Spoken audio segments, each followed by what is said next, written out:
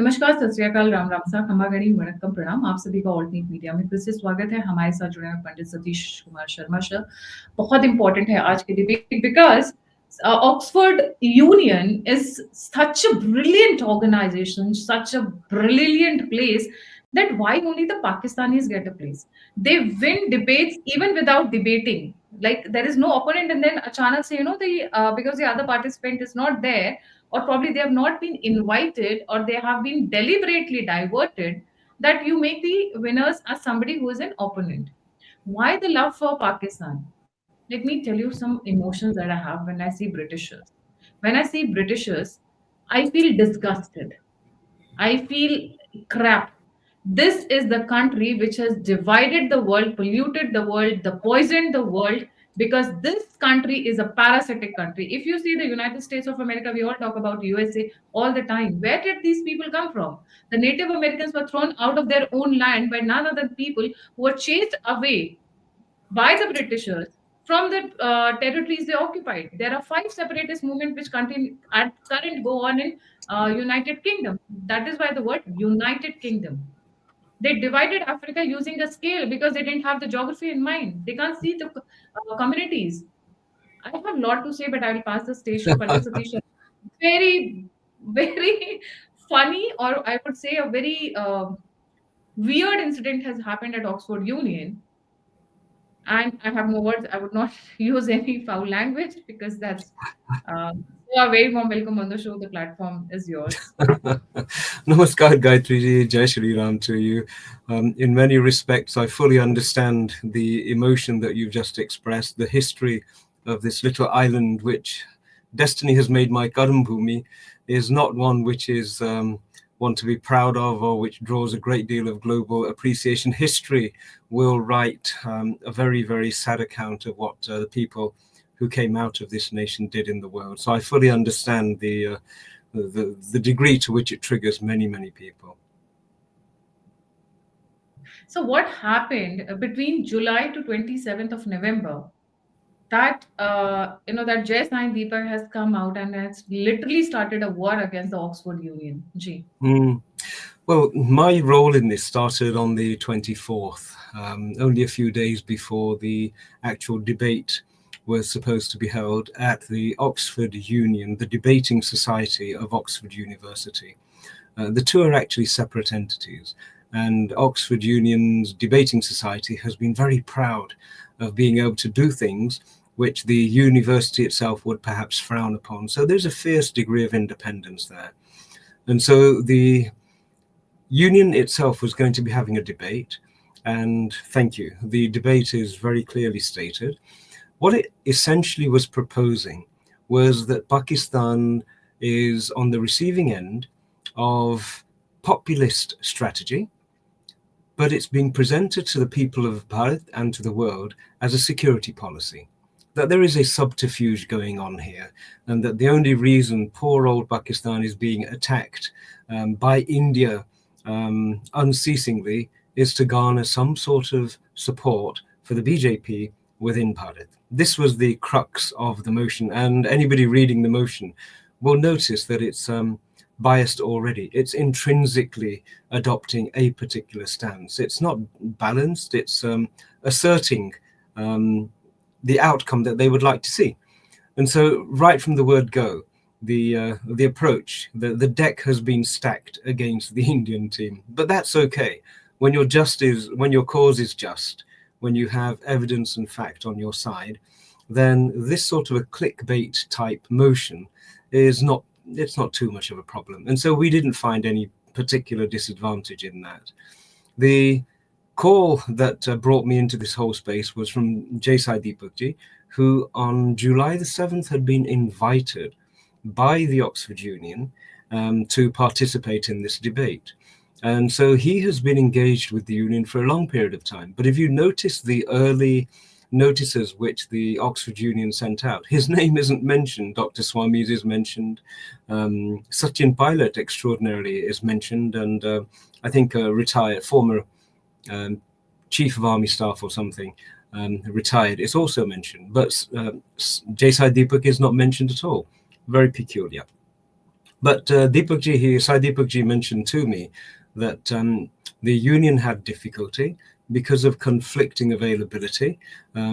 He had been asked whether he could muster 2 other people to speak at such short notice. Now, there was a bit of toing and froing, and ultimately it came to the fact that because myself and Manuji are based here in the United Kingdom, because we have some degree of experience of writing and speaking, and familiarity with the subject, Sai Deepak asked whether we would be willing to step in, and both of us acceded at pretty much 24 hours notice. And so we set about getting ready for what should have been a really good debate. We were actually looking forward to engaging with the opposition on what I was confident was such a shaky proposition. You know, the evidence to defeat this motion is there are mountains and mountains of it. And so from the point of view of somebody entering into a debate, it was the ideal debate to go into. So we set about preparing for it. We had a number of meetings to just organize a strategy, make sure we weren't stepping on each other's toes, and that we could make the best use of the limited time available. Everything was going very well. And then on the day of the debate, I set off from my home, having spoken with Sai Deepak and Manuji, coordinated our timetable, and we were going to be in Oxford in a matter of a short 1.5 hours away. So this is right up to the starting point, shall we say. I got a phone call from Sai Deepak after about half an hour of my traveling, saying that Panditji, the debate has been cancelled. He had a call from members of the committee saying to him very specifically that the Pakistan contingent, the pro-motion contingent, had withdrawn, they were not in the country or some such nonsense. And who was this person who called to tell you that the motion has been cancelled, that the debate has been cancelled? Well, I noticed that Sai Deepak hasn't yet brought names into the public domain. So he has mentioned his latest tweet, Panditji, he has mentioned that Musa Haraj, he is from the Pakistan descendant. He's from the Pakistani descendant families, and also the treasurer, another Pakistani. They are the ones who are running the society. So he is the president of the society, and he's chair of the board of the committee. And so, as I said, personally, what I was aware of was that somebody from the board at that time had been in touch with Sai Deepak and said the opposition had withdrawn. And they extended the opportunity to him to perhaps engage in conversation with the students. And as you can imagine, this is quite a dramatic shift to debating with prominent speakers and people who have studied the issue, who have established policy positions on the issue. It's a totally different level of conversation. So Sai Deepak said, no, we don't want to do that. He phoned me to ask what my opinion was, and I also said to him that this is a dramatic shift. And I've been involved in events and conversations for long enough to know that when at the last minute things start to deteriorate, the chances are that the deterioration is significantly worse than what you've been told. And so my instinct was also, no, we should actually separate ourselves and withdraw from this. But just to confirm, after my conversation with Sai Deepak had concluded, I too got in touch with the liaison person who I had been speaking with at the Oxford Union, who is also a board member, and clarified what the situation was. And he confirmed to me also that the opposition had withdrawn. And when I asked why, he said, well, they had believed the opposition were putting forward the state that Dr. Swami was who they had been wanting to debate, and that Dr. Swami wasn't going to be there. And so they felt it was beneath them to debate anybody else of a lesser stature, which I thought was quite humorous. When you have people who are accustomed to taking medals out of cereal packets and putting them on their chests to show that they have won lots of fictional wars, that they would feel that a person of Sai Deepak's caliber was beneath their status. But that's part of the psychosis that we have to deal with. But having had that conversation, I actually concurred also with the position that Sai Deepak wanted to take, which was that we should withdraw. And so we shared our information with our decision that, no, thank you very much, but in this instance, we're going to withdraw. And at that point in time, that was essentially a conclusion to my involvement in it, until I started to see the tweets that were coming out from the High Commission, Pakistani High Commission, prominent politicians.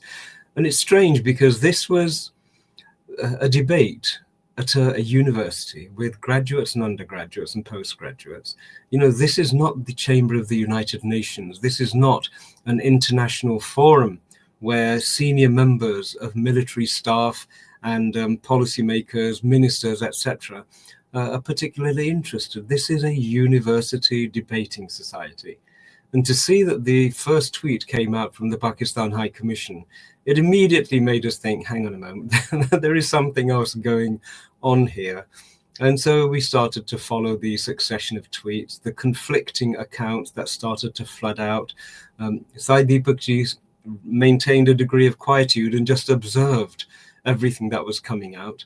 And he has put together a thread on X, which is worthy of a Supreme Court advocate. It details the sequence of events, the facts, and it's actually readily apparent that even hours before we were told that the pro-motion team, the Pakistan contingent, had actually chosen to withdraw, the Pakistan High Commission were already tweeting victory on the basis of a default. So it seems to me that at some point in time, the persons who were going to be debating had realized that this was not going to be a simple walkover, that they were going to be meeting and debating with people with some degree and ability in the forum and the capacity to present arguments, and also to reduce arguments which were based on fallacies or fiction to ashes. And at some point in time, I'm confident they decided we do not want to be humiliated on this stage. And that really left the poor students in a situation where they had to work out how to do. Not only just the humiliation, you know, Sai Deepak has a very unique capability and capacity. By his the choice of words, he does not humiliate. He destroys the opponents. You know, the kind of tweet that he has put out, the one you shared with me, and I was like laughing at the language that he has picked up. I would just repeat the tweet. Trust the Pakistanis to make pigsty even out of the Oxford Union. And as always, they are genetically incapable of being truthful. So here's the complete story of how this so-called debate played out, right? And he has put everything in a timeline, like, you know, that debate that was sent out to him on July 27th. And then the president of the Oxford Union is Musa Haraj. Subject to correction, I'm informed that he is the son of Muhammad Raza Hayat Hiraj, the Minister of Defense Production for Pakistan. The treasurer of the Oxford Union is Raza Nazar, also a Pakistani. I mean, there's the rest of it. Even if I don't read it, doesn't matter. On July 7th, I received the invitation from Oxford Union on behalf of Musa Haraj to take part in the debate on the topic. Probably what I see, Panditji, that they felt very scared to debate with definitely Sai Deepak, and you yourself, you know the entire politics, how it plays out in British. The British have become the new territory for the Pakistanis. They can't debate with you in English. They can't debate you with you in logic. They can't debate on facts. They can't debate on matters. They don't have documents to prove their points. अब 4 line English के बोलते बोलते वैसे ही रोने लगेंगे बेचारे. Yeah, for the Punjabi members, and obviously there are a lot of Punjabis who are ancestrally Punjabis and Hindus a long time ago. You know, we have an expression in Punjabi, apne sir swapani, as they say. When I think of what they have done, you know, it's almost like they gathered a whole load of. No, the interesting part is they're utilizing the Oxford Union platform. Doesn't the administration, doesn't the system, the university have any say in this? I want to understand that. Because how can you treat public personalities like this? I mean, they just call you 2 hours before the debate is about to happen, and then they say, oh, the debate is called off because the opponent is not there. And once you cancel, they announce the opponent as the winner. How convenient. Yeah, it's so shallow, isn't it? It's the sort of nonsense that happens in the run-up to elections to be Oxford Union president. You know, the shenanigans that go on in the background amongst these students, they are the stuff of legend, the unpleasantness, the very dirty tricks that are pulled. And so I'm not surprised. I am disappointed, though, because the union has a reputation of being a custodian of both free speech, but also courageous expression of diametrically opposing views. They've always had a really honorable tradition of containing very, very difficult subjects and speakers. And that the actions of the Pakistanis on the committee, the actions of the Pakistanis in the High Commission, the actions of the Pakistani speakers have certainly not covered themselves in glory. You know, they have tarnished the reputation of the union. But let me just emphasize, the union is proudly independent of Oxford University. There have been many instances where the university may have frowned upon their choice of speakers and their choice of platforming. And very often the union has held its ground and said, no, in fact, I can only think of one case. And it might have been the Holocaust denier David Irving, who I think the union perhaps acknowledged the university's position and did not give him the freedom to express his points. Apart from that, they are fiercely, fiercely independent. But that does presuppose that the people who are on the committee of the union are going to maintain its history, its standards, its honorable reputation. Whereas what seems to have happened is that the current leadership has just thrown that to the dogs. You know, it takes centuries to build up a peerless reputation and minutes to actually destroy it. And it looks Exactly. as No, though the Pakistanis who have, I would go as no, far as to wherever say, infiltrated the union have done what they tend to do. there is just a word of advice next time, Panditji. If there is a Pakistani and then there's a Punjabi, please be very careful of the invitation, right? Because I wouldn't be surprised if it happens again. Now, look at the kind of names they had proposed. We were told, I mean, Gayatri ji, एक बात है, हम भी पंजाबी हैं, right? हम तो असली पंजाबी हैं, ठीक है?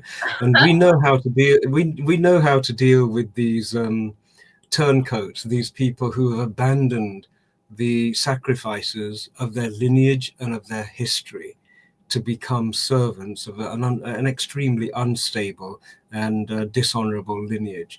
So whenever they're involved, I actually look forward to engaging with them. We know how to engage on a platform with the same degree of robustness. But my only concern was that these are students.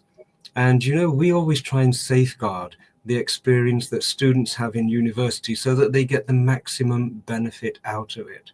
And what I see here is that the students on both sides have actually been diminished, and they have become unwitting pawns in a very amateurishly executed operation, which seems to have come out of the Pakistan High Commission.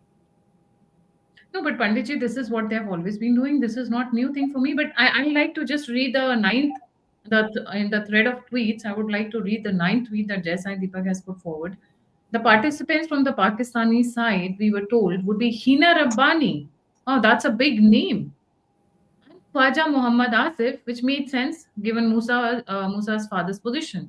The identity of the third participant was not informed, but we were ready regardless of their team composition. Now that Mm, shows the kind of confidence that our team, the Indian team, had. At yes. 3:13, just And 3 hours. just one observation. Do not forget that in the grand scheme of things, Pakistan is not a legitimate state. In fact, a significant part of my talk was to teach everybody the manner in which this little garrison was created by the departing British with no other purpose than to serve as a military base to protect the oil fields to the west of that area. In fact, Churchill said to Lord Wavell in 1945, he said, "But please keep a part of India for us." And so its independence and its sovereignty was actually compromised at its birth. It was never intended to be a sovereign nation. And so when you have people like um, the names that you just mentioned, they're wearing hats which are far too large for their roles and indeed their positions on the international stage. They're actually not big names. They have really performed incredibly poorly on the international platforms. I remember seeing Hina's performance on where she was so, shall we say, unable to defend the position with regard to Osama bin Laden and countless other terrorist organizations which have been spawned from that place. I'm not surprised that when they understood that they were going to be facing people who have a degree of subject matter expertise and ability, they would not have wanted to take that stage. And so a secondary strategy was wielded out, which was, let's pretend that we've all pulled out. It's very, very childish and amateurish. Very immature. Now, then he posts that since we were told the Pakistani side hadn't turned up, like they were, you guys were informed 3 hours just before the debate. I got a call from the union informing me that the Pakistani side hadn't even landed in London. Obviously, I was unhappy given the time and effort that I had to go into this. I'm telling my viewers, Pandit Ji, Jai Sai Deepak, Subramaniam Swamy, or any of these dignitaries who are of high level, their calendar gets booked months in advance. This we are talking about from 7th July to 27th November. Now, can you Correct. see the time difference, right? Their calendar gets booked in advance. Coming and wasting that time is like a big hurt in the heart. It's a big It's an hole in the heart. extraordinary thing. Sai Deepak ji was scheduled to be in court, engaged in trials and cases, presenting arguments on behalf of his clients. And yet he decided, because he wanted an opportunity to share these perspectives, because he wanted to do something for the benefit of the students of Oxford University, to give support to the pro-India groups in Oxford as well, who desperately do need support. And as a consequence, he incurred all the expenditure. The union do not pay for flights to be taken. And yet, despite all of that, at the last minute, to be told, just as you're about to leave for the union itself, that actually there is no debating party to face you. It's an incredible lack of professionalism and a lapse of seriousness. And see, on top of that, this Musa, who is the chairperson of the Oxford Debating Union, he's lying through his teeth. He's saying Musa claimed he had received a call at 10 a.m. yesterday that the Pakistani team wouldn't be coming. Obviously, he knew earlier. Turns out that the Pakistani team did land and were put up at the Randolph Hotel in Oxford. Perhaps they're still there. And then these people come and say, oh, we are the winners क्योंकि सामने वाला opponent ही नहीं है, you know? Bilkul. And the English have a wonderful expression, don't they, which is that there are some people who couldn't organize a party in a brewery, shall we say, and it does seem that between the debating, the speakers and the organizers, there was a similar sort of inability. Right. And then I think there's a line that he has written and which made me laugh actually. But why is the Pakistani team hiding behind kids? Now calling these immature guys as kids who are actually running a debating society, kids like terrorists instead of facing us in live debate for the world to see. This was a hilarious thing that happened with you and him. Yeah. I'm stuck. But it does have one positive, and that is its broadcast to the world, that there are people for whom claiming victory is so important that if they can't win it by fair means, then they're willing to try and fix the match and win it by foul. And it reeks of the same philosophy which we associate with ball tampering in cricket and that sort of behavior. It's just disappointing. But as I said, apne sir says swap aayi, and that's all. Good luck to them. Ji, thank you so much, Pandit ji, for joining us. This was a very funny incident. मतलब सामने वाले opponent team को बोल दो कि आप आए ही नहीं और दूसरी वाली team को जिता दो. I think Oxford is not a place to be anymore. I would request my viewers and their kids avoid Oxford anymore, except for science and maths. Well, I think these are the places you would like. My philosophy is slightly different. When you're in a world which is adversarial, then I do not think you should abandon any Kurukshetra. Okay, but Maharathis in the old Mahabharata, they only used to fight Maharathis. It was not the right thing for a person on a chariot to target children in a debating society at a university. And so I would recommend to everybody that if you're going to somewhere like Oxford, don't go there blinkered and wearing pink colored spectacles, that you're going to the heart, the pulsating heart of the academic world. It's not. It is actually a place which, if you think about what it's done, it gave wings to the completely nonsensical writing of James Mills, who wrote The History of India without ever having visited, without ever having spoken to people who had visited. He created a fiction which became the textbook of the Indian administrative service. IAS officers were taught a bunch of lies for almost the best part of a century about how terrible Hindus and Indians were. And Oxford was the university, the institution which fueled that whole exercise. So Oxford is not what it has claimed itself to be. It is a place which has reputation, but that reputation has been built largely on deceit, on deception, and like many of the things that the British did, on fancy hats and fancy dress. Very well, sir. We have a difference of opinion there, and that's okay. That's perfectly fine. Yeah, okay. If I Thank could you so just share one thing in conclusion, Gayatri, before you go, and what attracted me was actually the motion. Right? The motion is an invitation to reveal a lot of hidden history about what really happened, about the formation of Pakistan, the lack of legitimacy of it as a state, because the motion presupposes that you're comparing two nation states.